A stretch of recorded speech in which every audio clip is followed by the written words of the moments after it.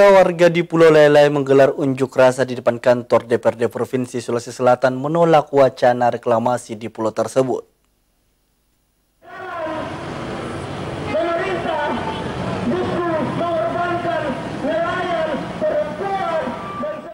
Ratusan warga Pulau Lelai berunjuk rasa di depan kantor DPRD Provinsi Sulawesi Selatan Jalan Urip Sumiharjo. Masa menolak reklamasi Pulau Lelai dan mendesak DPRD Sulsel memfasilitasi mereka bertemu pihak terkait agar bisa membicarakan pembatalan reklamasi. Masa juga menutup ruas jalan dari arah barat gedung DPRD Sulsel. Beberapa demonstran membentangkan spanduk penolakan reklamasi. Andra Daengbau, salah satu warga Pulau Lelai yang ikut berunjuk rasa, mendesak agar reklamasi yang dinilai merugikan para nelayan itu dapat dibatalkan.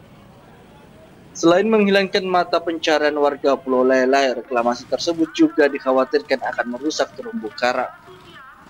Membawakan dua kata tolak reklamasi, karena kami tahu reklamasi itu tidak menguntungkan bagi kami. Ya, warga Lelai silakan naik ke tepi lagi itu mobil komando. Kami tidak ingin laut kami dikeruhkan dengan reklamasi pembangunan orang-orang yang tidak bertanggung jawab. Karena selama ini kami hidup dengan tenang sebagai nelayan. Kami sangat hidup berkualitas sebagai nelayan. Kami tidak ingin laut kami dikeruhkan. Kami tidak ingin karang-karang kami hancur karena adanya reklamasi. Akibat aksi tersebut menyebabkan terjadinya kemacetan panjang dari arah Jalan Gunung Bawakaraeng menuju flyover. Arus kendaraan roda 2 maupun roda 4 terpaksa harus terhambat. Ardi Jahos, Lebes TV.